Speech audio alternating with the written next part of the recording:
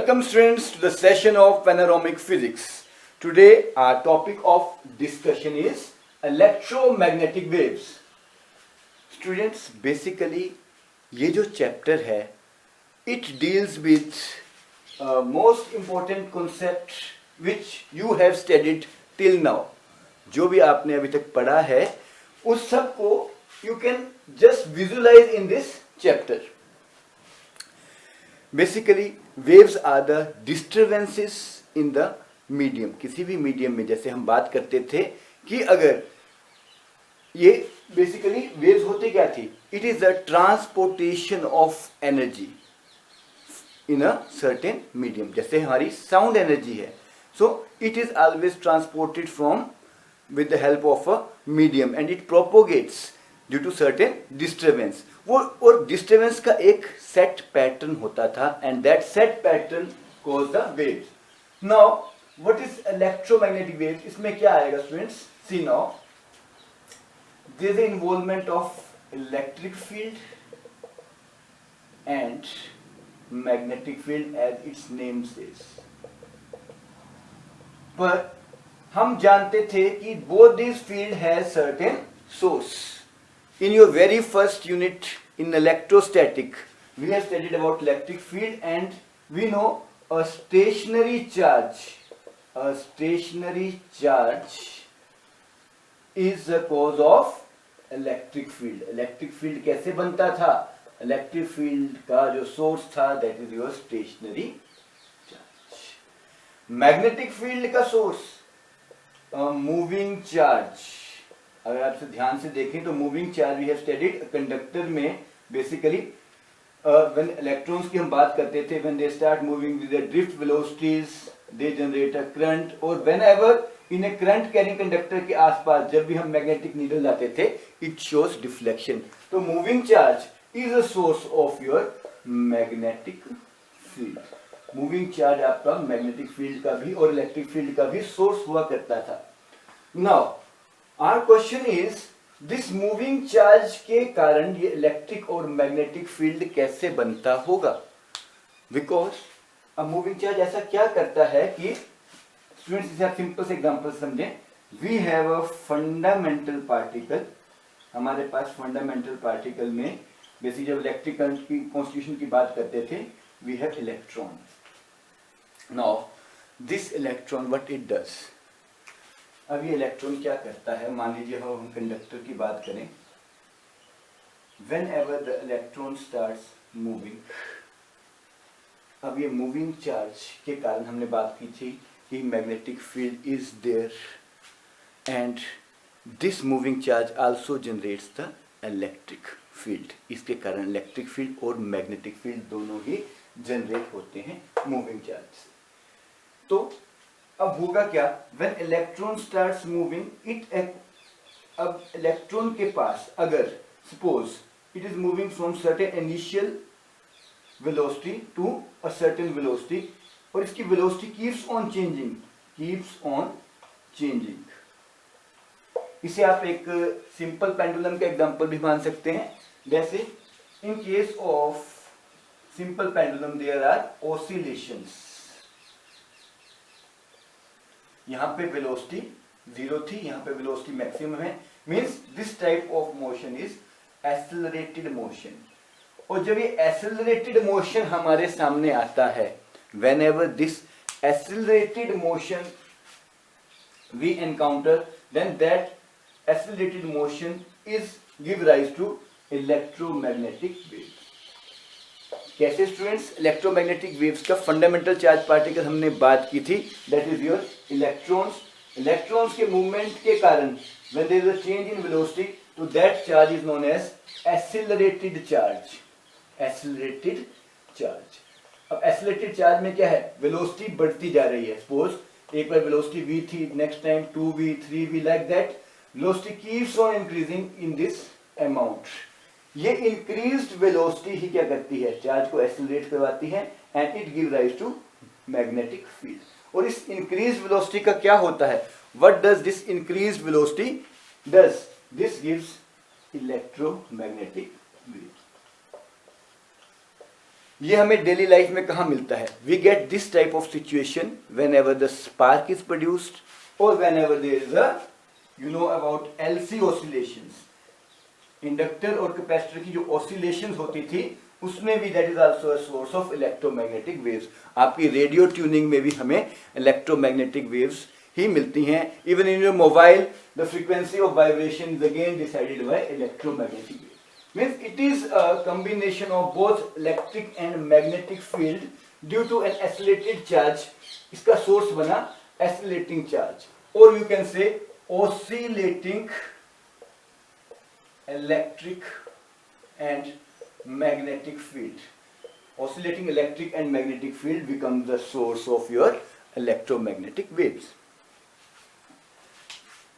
So students, अगर कोई आपसे whatever we have concluded, कोई पूछे कि what is the basic source of electromagnetic waves, you can say the basic source behind the electromagnetic wave is accelerating charges.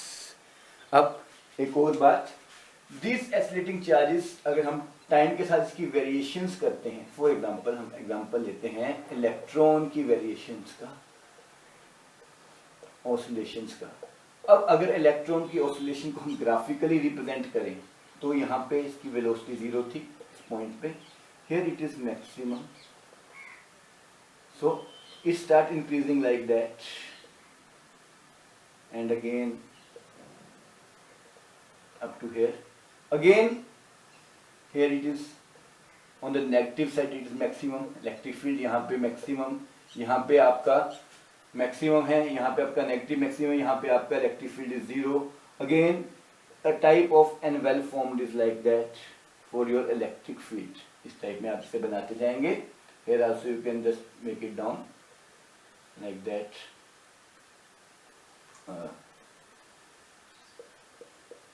And where is the magnetic field? Magnetic field is just perpendicular, जिसका envelope जो magnetic field का आएगा it will be just in a perpendicular direction to your perpendicular to electric field.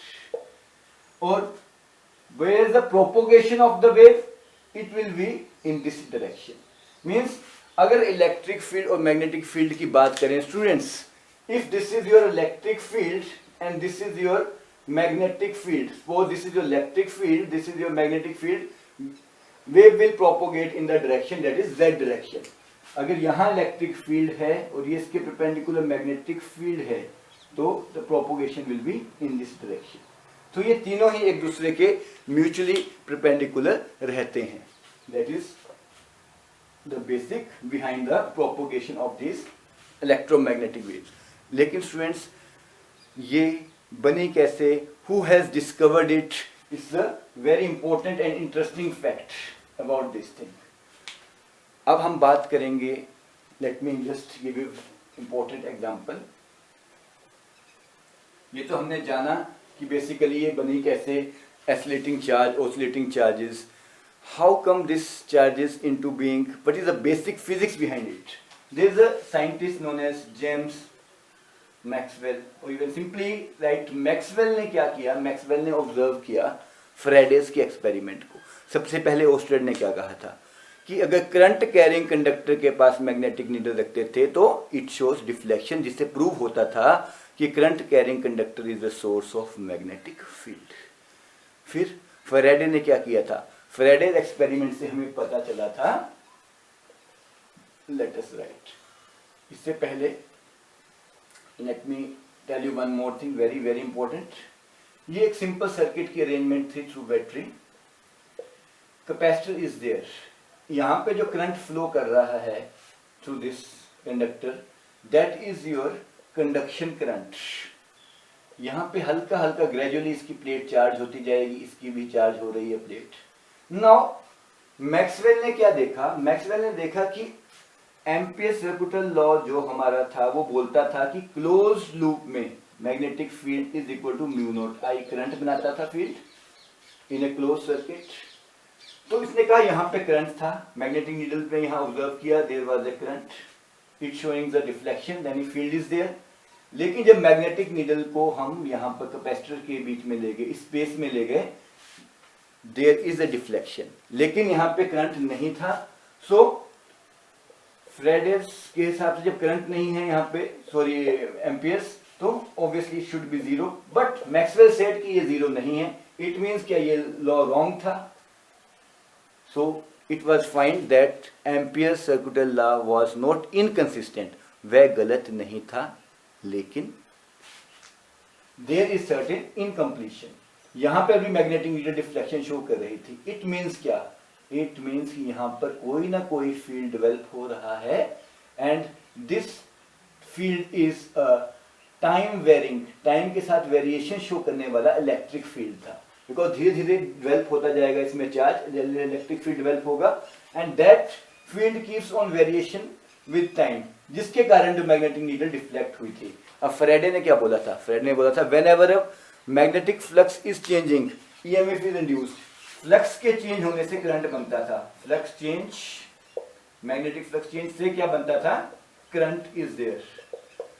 And Maxwell ने बोला क्या उल्टा हो सकता है कि due to variation, due to time varying electric field, variable electric field से क्या मैग्नेटिक फील्ड बनेगा।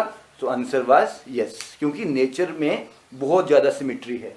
तो मैक्सवेल ने इसे स्टडी किया और ही शोड कि हाँ भाई पूरी इक्वेशन जो बननी थी एम्पेयर की वो ऐसे बननी थी, mu naught I C plus mu naught I D. Here I D is known as, I D को कहते हैं displacement current, and this current is basically क्या है, ये है एक तरह का time varying electric field which give rise to time varying magnetic field which in turn give rise to time varying electric field.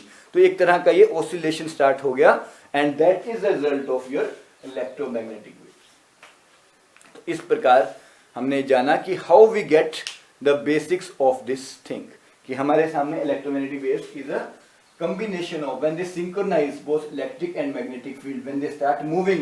अभी हमने बात की थी क्या कि इलेक्ट्रॉन की वेलोसिटी जो थी, इंक्रीज वेलोसिटी, वो क्या करती थी, वो इन दोनों फील्ड्स को, इंक्रीज्ड वेलोसिटी ऑफ इलेक्ट्रॉन इन दोनों फील्ड्स को पुश करती थी in certain direction, and that is give rise to electromagnetic waves.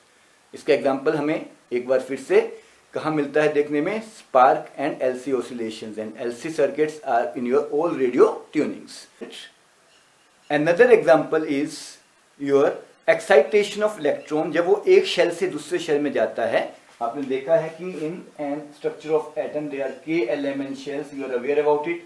जब इलेक्ट्रॉन इस स्टेट से हायर स्टेट में जाता है, that is it is now in from ground state to excited state, and when it comes back, जब वो back आता है इस state में, and it emits the energy in form of electromagnetic waves, and that is your light. One more thing students, these waves do not require any medium for their propagation। एक तरह की radiations हैं, जैसे sun से light आती है, in the path there is vacuum and so many things। These radiations, whether light radiations or heat radiations we see, they don't require any material medium for their propagation. They are transverse in nature. So these electromagnetic waves are basically do not require any medium for their propagation. And lastly we conclude that what Maxwell has said, अगर हम इसे line में लिखना चाहें पूरा जो अभी तक हमने पढ़ा, that Maxwell said that changing electric field या टाइम वेरिंग, आप कुछ भी लिख सकते हैं, changing electric field give rise to magnetic field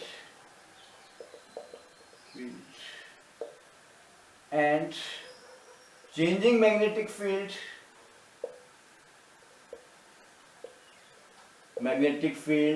give rise to electric field due to superimposition of both these fields in space, imposition of these fields, there is generation of electromagnetic waves। और आप simple लिख सकते हैं time varying electric field से magnetic field is generated and vice versa, and due to superimposition of these electromagnetic waves are formed. So student, stay tuned, revise it and study it thoroughly.